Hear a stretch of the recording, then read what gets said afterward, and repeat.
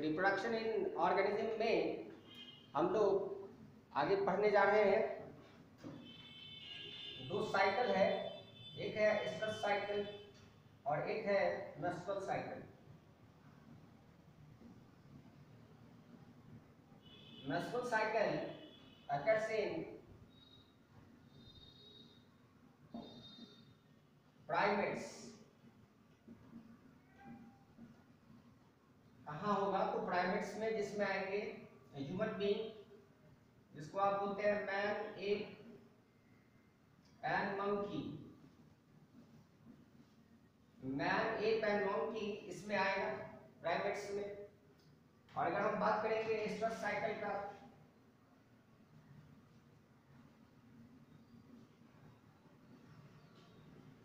तो stress cycle में आएगा नॉन प्राइमेट्स। तो stress cycle occurs in non primates, and in non primates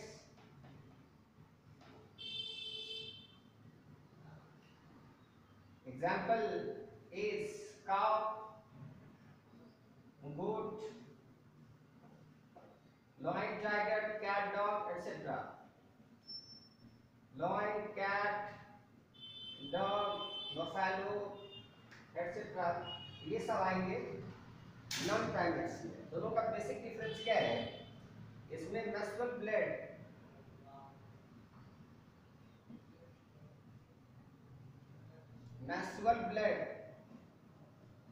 और broken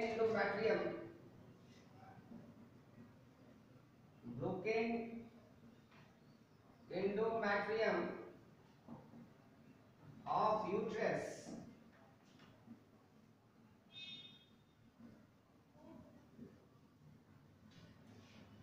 passed out per vagina। Female के vagina होकर के यूट्रस का टूटा हुआ लेयर, एंडोमेट्रियम का टूटा हुआ लेयर बाहर जाएगा, तो ये मेंस्ट्रुअल साइकिल कहलाएगा।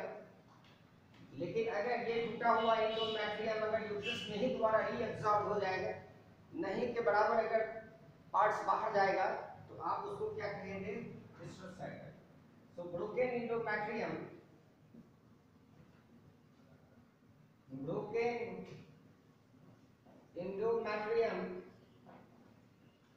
of the uterus get reabsorbed, दोबारा एब्जॉर्ब हो जाता है, तब आप इसको स्ट्रेस साइकिल कहेंगे। इसमें होते हैं नोमैटिन,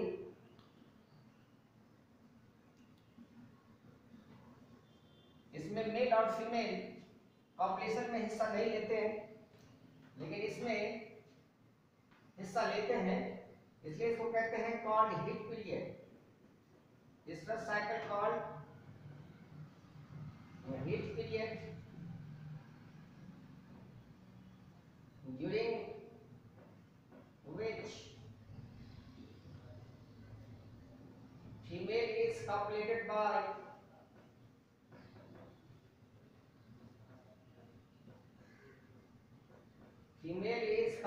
by male। अलग अलग एनिमल का स्ट्रेस साइकिल का जो फेज है यानी ड्यूरेशन है वो अलग अलग होता है।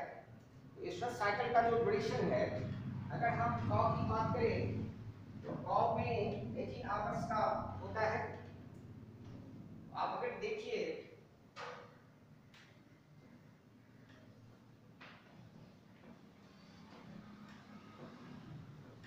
इनका, यहां हमने लिखा है कॉ, तो कॉ में ये स्ट्रेस साइकिल का ड्यूरेशन जो है वो 18 आवर्स का होता है। अगर इस 18 आवर्स के दरमियान एक बुल को कॉ से कॉपुलेट करवाया जाए, यानी एक बुल के द्वारा कॉ को अगर कॉपुलेट करवाया जाए, तो वो मेल को रिसीव करेगी और वो पीरियड बीतने के बाद फिर वो किसी मेल से कॉपुलेटेड नहीं होगी। तो ये याद रखना है एस्टर साइकिल के बारे में। डिटेल्स में आप मेसुरल साइकिल के बारे में पढ़ेंगे जब चैप्टर 3 आएगा जिसका नाम है ह्यूमन रिप्रोडक्शन, वहां पर आप पढ़ेंगे। इस चैप्टर में नाम था इसलिए हमने इसको बताने की कुछ कोशिश की है। आगे आपका जो टर्म है वो है जैसे बाइसेक्सुअल फ्लावर। बाइसेक्सुअल फ्लावर, तो बाइसेक्सुअल फ्लावर का मीन्स होता है कि एक फ्लावर में अगर आप देखिए तो उसके मेल फीमेल दो सेक्स ऑर्गन तो होंगे ही,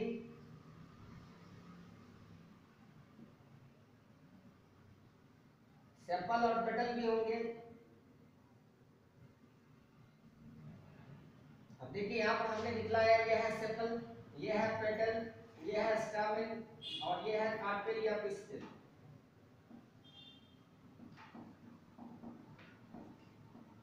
और आपको पता है कि जो स्टामेन है वो मेल सेक्स ऑर्गन है, इसको आप कहते हैं मेल सेक्स ऑर्गन, पिस्टिल को कहते हैं फीमेल सेक्स ऑर्गन। और ये दोनों अगर प्रेजेंट है फ्लावर में तो आप उसको कहेंगे बाइसेक्सुअल फ्लावर। आप लोगों के बुक में इसका एक टिपिकल एग्जांपल स्वीट पोटैटो दिया हुआ है।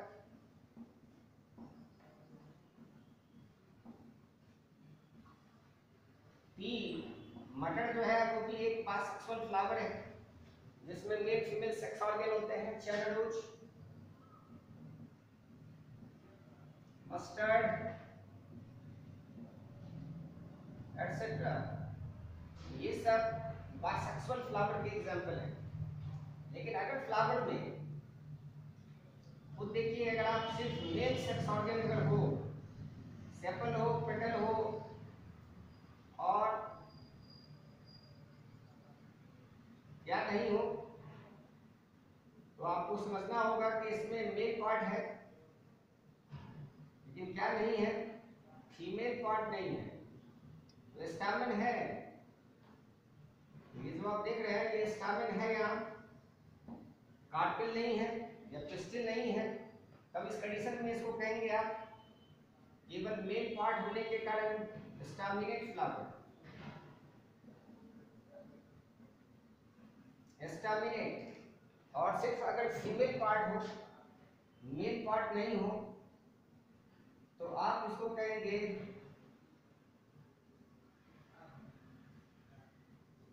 अब जैसे पिस्टिल है यहाँ या कार्पेल है यहाँ, नाम देंगे आप पिस्टिलेट फ्लावर।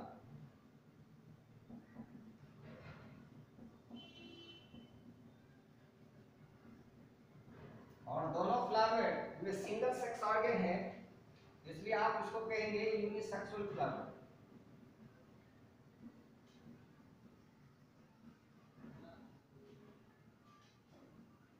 अगर ये मेल और फीमेल दोनों सेक्स ऑर्गन अगर एक समय में अगर मैच्योर होता है तो आप उसको कहेंगे होमोगैमस। लेकिन अगर ये अलग अलग टाइम पीरियड पर अगर मैच्योर होगा तो नाम होगा हेटेरोगैमस। तो अभी हम लोग टर्म्स पढ़ रहे हैं ऑलरेडी। फ्लावर में जब आप मॉर्फोलॉजी पढ़ेंगे, रिप्रोडक्टिव मॉर्फोलॉजी, तो वहां पर तो आपको ये सब पढ़ना है डिटेल्स में। आपके इस चैप्टर में ये सब वर्ड दिया हुआ है जिसको हम डिफाइन करना चाह रहे थे, तो हमने आपको बताया।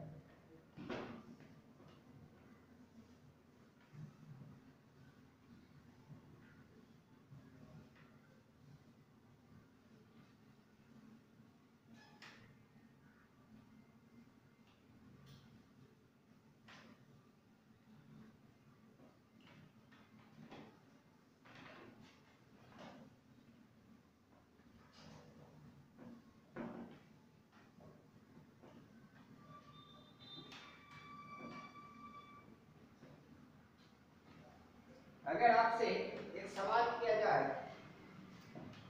मार्टेंसिया, एक क्वेश्चन है आपके लिए,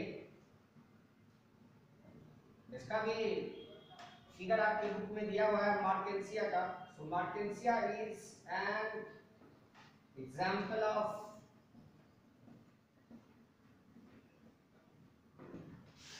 डैश प्लांट। कैसा प्लांट है? तो आंसर होगा डासियस प्लांट। इसके लिए आप आंसर जो देंगे वो आंसर होगा डासियस प्लांट।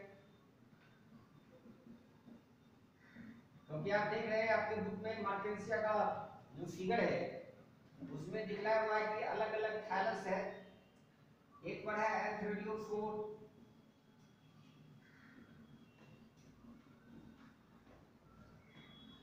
और दूसरे पर है गायनोफोर।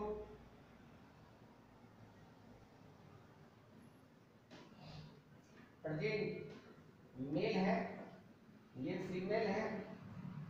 ऑन टू डिफरेंट थाइलस, अलग अलग थाइलस पर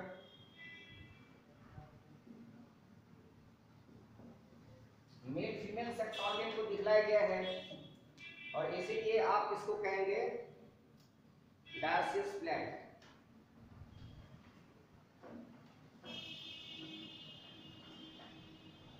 और इसी बायोफाइट्स में रिक्सिया अगर होता, सेम क्वेश्चन अगर होता मार्टेंसिया के प्लेस पर अगर हम रिक्सिया लिखते तो रिक्सिया के केस में यहाँ का आंसर डायसियस के जगह पर मोनोसियस हो जाता। तो उसमें एक ही थालस में मेल फीमेल सेक्स ऑर्गन होते हैं। अब हम लोग पढ़ेंगे sexual reproduction.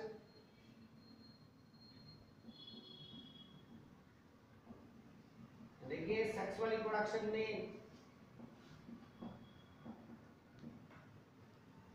Male female sex organ की जरूरत है, और इसमें कई इवेंट्स होते हैं, और साइंटिस्ट को 3 इवेंट्स का नाम दिया है।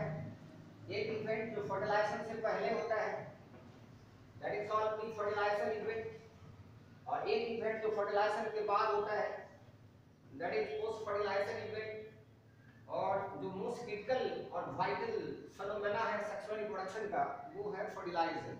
तो 3 इवेंट्स ऑफ सेक्सुअल रिप्रोडक्शन आप यहाँ पर पढ़ेंगे। 3 events,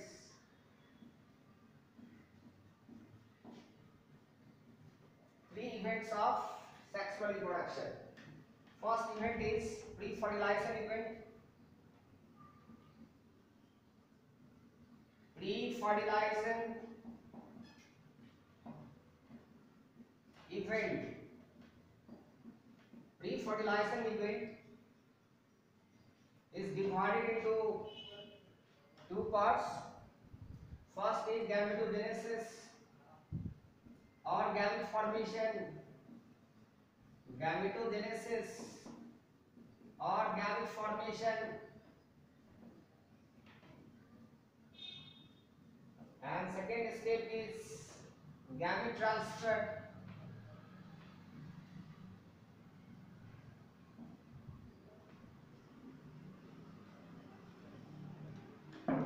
Second event is fertilization and last event is post fertilization. तो पहले हम लोग प्री फर्टिलाइजेशन इवेंट्स को स्टार्ट किए हैं।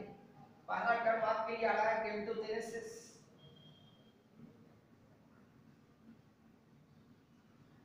और हमने लिख दिया है गैमेटोजेनेसिस मींस होगा गैमेट फॉर्मेशन। तो गैमेट का फॉर्मेशन जो होगा गैमेटोजेनेसिस में ये 2 मेथड से होगा। So take place by mitosis और मियोसिस, या तो माइटोसिस से होगा या मियोसिस से होगा। डिपेंड करेगा कि पेरेंट कैसा है, डिप्लॉयड है या हैप्लॉयड है। अगर पेरेंट डिप्लॉयड है, डिप्लॉयड ऑर्गेनिज्म है,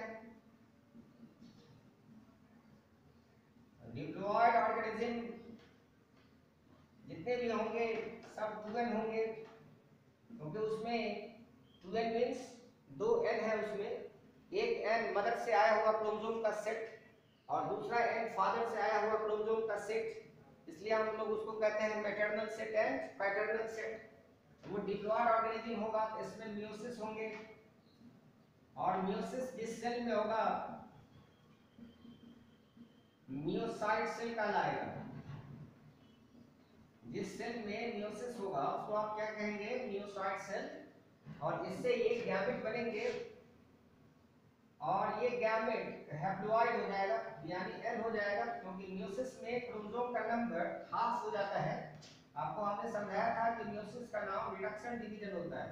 तो chromosome number reduce to half, ये गैमेट बनेंगे, और ये गैमेट जानते हैं मियोसिस में क्रॉस ओवर होने के बाद बनेंगे, इसलिए इससे जो प्रोजेनी या ऑफस्प्रिंग तैयार होगा उसमें वेरिएशन, एडेप्टेशन, एवोल्यूशन सब ज्यादा होगा।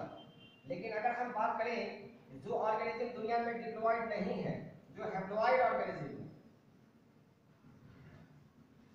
अगर हैप्लॉयड ऑर्गेनिज्म है जो एन है, अब वहां पर मियोसिस से गैमेट का फॉर्मेशन नहीं होगा, वहां माइटोसिस मेथड से गैमेट का फॉर्मेशन होगा। और माइटोसिस जिस सेल में होगा आप जानते हैं उसको कहेंगे आप माइटोसाइट सेल।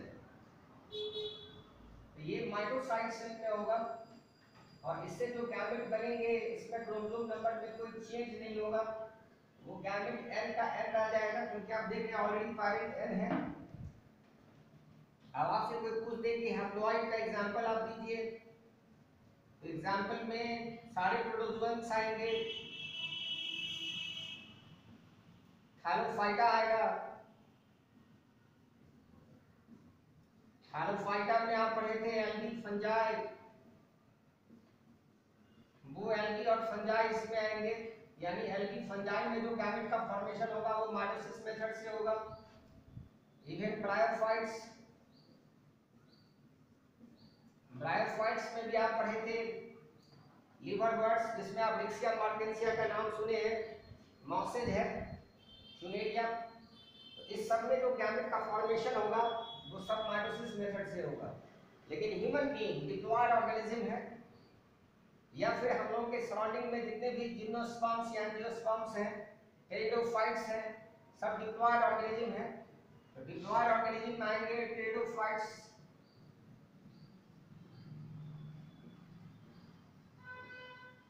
इसमें आएगा जिम्नोस्पर्म, एंजियोस्पर्म्स या फ्लैविप्लेट्स,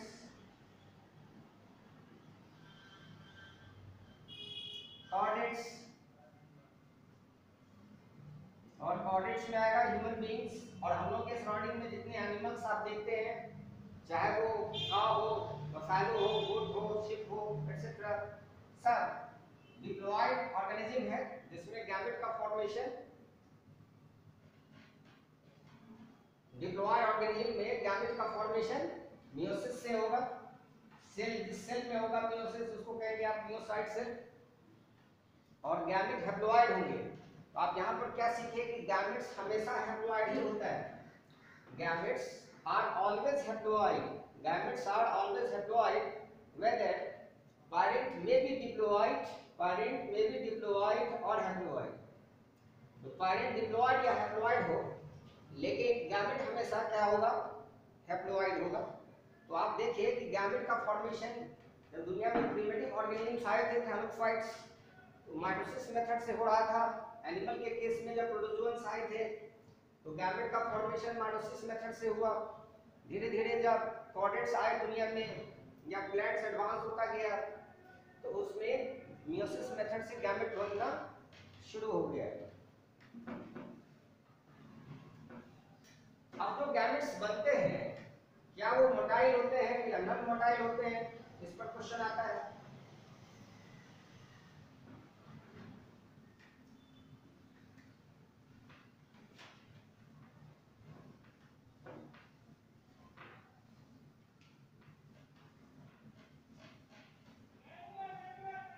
तो आप देखेंगे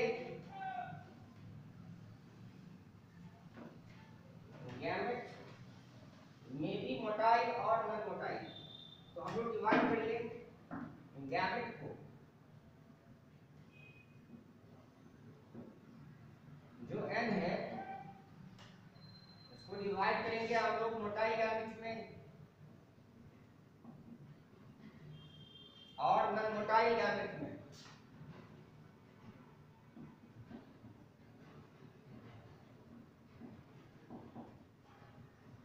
हम देखिए मोटाइल गैमेट्स का मतलब है कि ये फ्लैजेलेट या सिलिएटेड होगा, फ्लैजेलेटेड या सिलिएटेड होगा,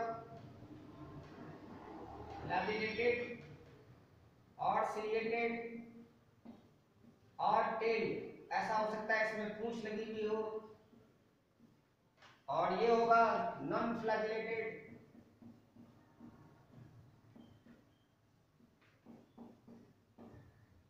नॉन सिलिएटेड,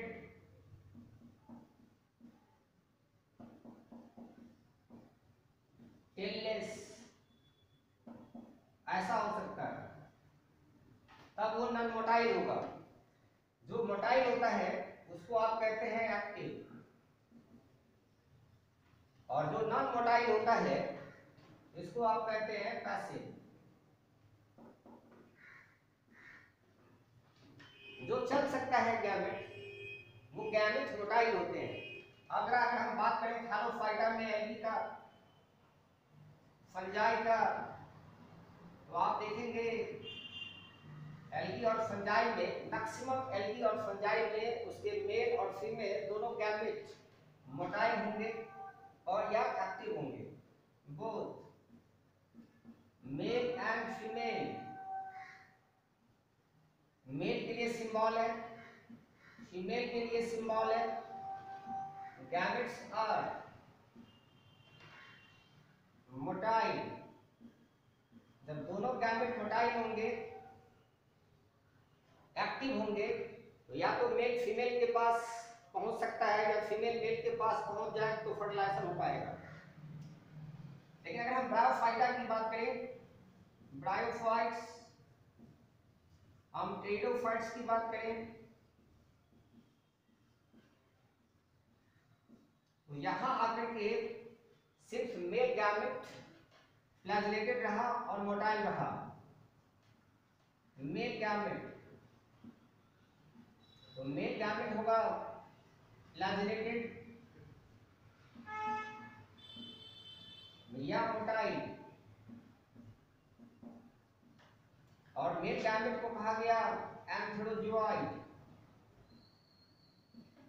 ये एंथेरोजोइड, अब सवाल है कि बायफ्लैजेलेट होंगे या क्वाड्रिफ्लैजेलेट होंगे।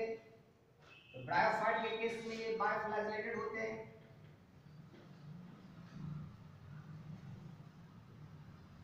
टेरिडोफाइट के केस में ये मल्टीफ्लैजेलेटेड होते हैं।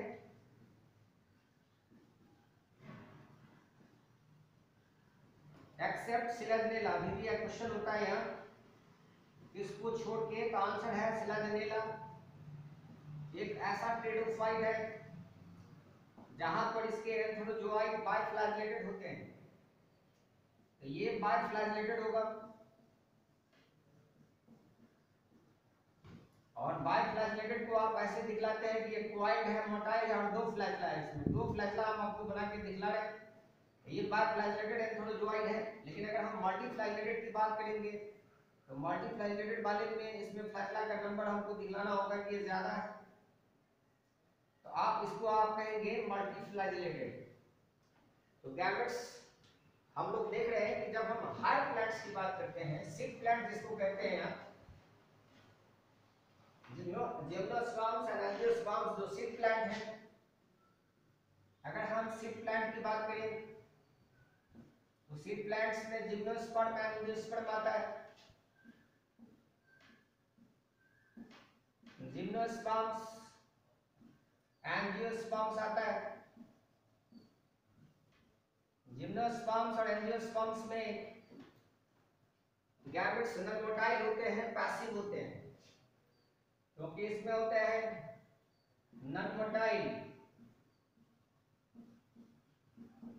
और passive mail and female gametes.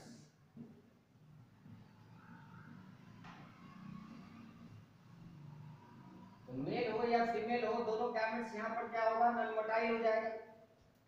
अब समस्या है कि ये गैमेट जब तक मिलेंगे नहीं तब तक फर्टिलाइजेशन नहीं होगा, और इसीलिए इस सीड प्लांट में, जिसको आप स्पर्मोफाइट्स कहते हैं, स्पर्मोफाइटा या स्पर्मोफाइट्स, इसमें पॉलिन ट्यूब आ गया। अभी आपको दिखलाएंगे कि हम पॉलिन ट्यूब बना, ताकि मेल गैमेट को फीमेल गैमेट तक पहुंचाया जा सके पॉलिन ट्यूब के द्वारा। तो आपसे अगर पूछा जाए कि बताइए ज्यादा प्लांट्स, सीड प्लांट्स को छोड़ दीजिए, तो थैलोफाइटा में हम आपको एल्गी फंजाई दिखलाए थे, bryophyta, pteridophyta, even primitive gymnosperms में भी उसके गैमेट क्या होते हैं, मोटाइल होते हैं, फ्लैजेलेटेड या सिलिएटेड होते हैं। इसका मतलब है कि मोस्ट ऑफ द प्लांट्स में गैमेट मोटाइल फ्लैजेलेटेड होंगे और वो एक जगह से कम मेल गैमेट, कौन गैमेट, मेल गैमेट जरूर फ्लैजेलेटेड होगा, इसको याद रखना है। एल्गी में मेल फीमेल दोनों गैमेट्स फ्लैजेलेटेड होते हैं, केवल स्पायरोगायरा है एक्सेप्शन है जो हम यहाँ पर अब लिखने जा रहे हैं, जिसके गैमेट नॉन फ्लैजेलेटेड या नॉन सिलिएटेड होते हैं।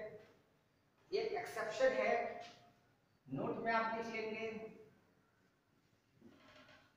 एक एक्सेप्शन की बात हो रही है, अपवाद की बात हो रही है। स्पायरोगायरा एक ग्रीन अलगा है जिसको पॉन्ड सिल्क कहते हैं स्पायरोगायरा, और इसमें gametes are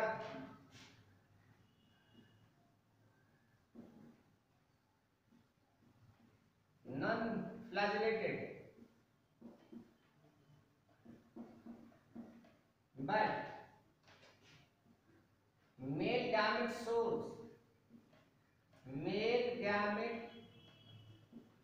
shows amoeboid movement, अमीबा के जैसा मूवमेंट सिडोपोडिया के द्वारा करता है। अमीबॉइड मूवमेंट को ये शो करता है स्पायरोगायरा, एक ग्रीन अलगा है और उस ग्रीन अलगा में ऐसा प्रोसेस आपको देखने को मिलेगा। अब रहा सेकंड पार्ट, इसका नाम है नॉन मोटाइल नॉन फ्लैजेलेटेड। तो हमने सीड प्लांट्स के बारे में आपको जानकारी दी कि वो नॉन मोटाइल या पैसिव है, ये आपको दिखना है। स्पायरोगायरा भी आप लिख सकते हैं नॉन मोटाइल में।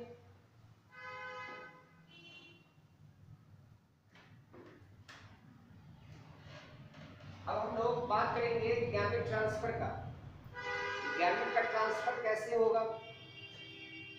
चलिए देख लेंगे जरा गैमेट ट्रांसफर के बारे में बात कर रहे हैं।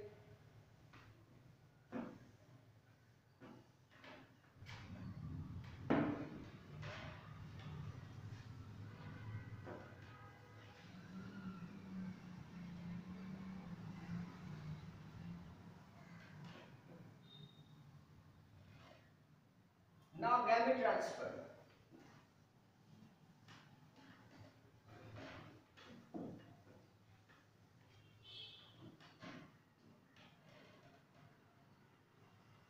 Gamete transfer.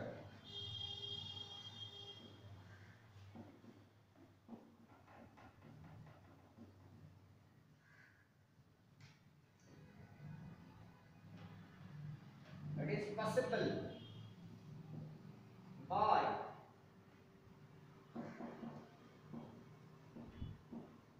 वाटर, या तो वाटर के द्वारा पॉसिबल हो पाता है या फिर पॉलन ट्यूब के द्वारा, जो चर्चा अभी हम किए हैं पॉलन ट्यूब। अब देखिए जो प्लांट्स वाटर में रहते हैं या जहां पर रेन वाटर के द्वारा पॉसिबिलिटी है कि वो मेल गैमेट को फीमेल गैमेट तक पहुंचा ले, तो वहां पर ट्रांसफर हो सकता है वाटर के द्वारा। जैसे आज फॉर एग्जांपल बाय वाटर कहां होगा, तो चलिए यहां लिख लेते हैं बाय वाटर, बाय वाटर, और ये हो जाएगा by pollen tube. By water जो दिया थैलोफाइटा के लिए, थैलोफाइटा का मींस आप समझ रहे होंगे एल्गी और फंजाई की बात हो रही है। इसके अलावा ब्रायोफाइटा,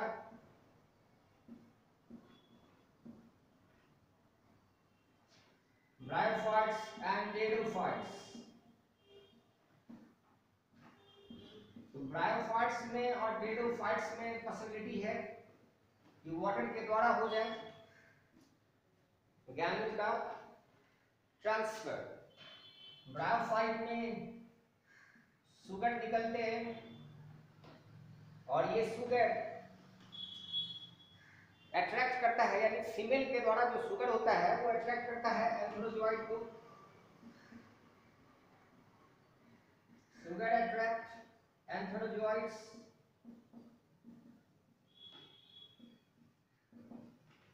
सुगर के साथ म्यूसिलेज रह सकता है, सुगर और सुगर प्लस म्यूसिलेज।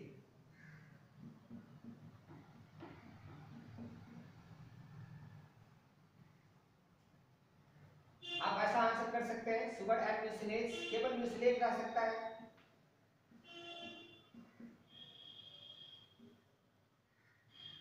तो ये सब आपको समझना है कहाँ होगा, ब्रायोफाइट्स में। ऑलरेडी आप ये सब पढ़ चुके हैं जब आप पढ़ रहे थे प्लांट किंगडम, तो हम आपको पढ़ा चुके हैं। टेरिडोफाइटा में मैलिक एसिड होगा, mucilage plus malic acid, chemo attractants कहलाता है ये सब, mucilage plus malic acid, that is chemo attractants to attract antherozoids. Female के द्वारा ये केमिकल छोड़ करके मेल को अपने तरफ अट्रैक्ट किया जाएगा, और मेल वाटर के प्रेजेंस में, रेन वाटर के प्रेजेंस में वो फीमेल गैमेट तक अप्रोच करेगा, वहां तक पहुंचेगा फर्टिलाइजेशन के लिए। लेकिन जब हम पॉलन ट्यूब की बात करेंगे तो ये हो जाएगा इन सीड प्लांट्स, और आपको पहले से हम बता चुके हैं कि सीड प्लांट्स में आते हैं जिम्नोस्पर्म्स एंड एंजियोस्पर्म्स। तो pollen tube carry male gamete up to the female gamete। तो जिम्नोस्पर्म एंजियोस्पर्म जो सीड प्लांट है वहां पर पॉलन ट्यूब फंक्शनल होता है, और पॉलन ट्यूब मेल गैमेट को फीमेल के गैमेट तक पहुंचा देगा जहां फर्टिलाइजेशन की क्रिया होगी। तो ये दोनों गैमेट यहाँ पर नॉन मोटाइल है, इसलिए पॉलन ट्यूब का सहारा लेना पड़ा। लेकिन ब्रायोफाइट्स में, टेरिडोफाइट्स में आपको पता है कि मेल गैमेट जो होते हैं वो फ्लैजेलेटेड होते हैं, चाहे बाय फ्लैजेलेट या मल्टी फ्लैजेलेटेड, और वाटर के प्रेजेंस में, वाटर आपका किसी पॉन्ड का हो सकता है, या फिर डिचेज का हो सकता है, या सी का हो सकता है, या फिर वर्षा का पानी जिसको आप कहते हैं रेन वाटर, रेन वाटर के गिरने से उसको वाटर अवेलेबल होगा, और मेल गैमेट अपने फ्लैजेला के द्वारा मूव करता हुआ फीमेल गैमेट तक पहुंचेगा और फर्टिलाइजेशन की क्रिया होगी। Now second event of sexual reproduction is fertilization. तो हम लोग बात कर रहे हैं फर्टिलाइजेशन का, तो सेकेंड इवेंट है सेक्सुअल रिप्रोडक्शन का।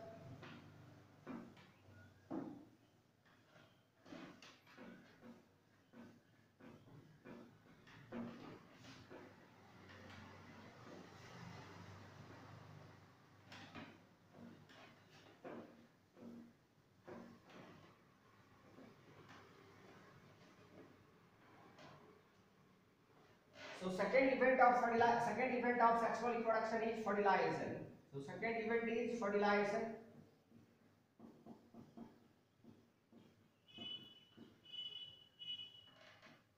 Fertilization is most critical event,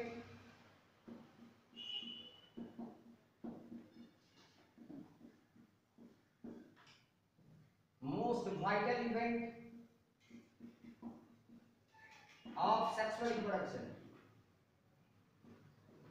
Of sexual reproduction.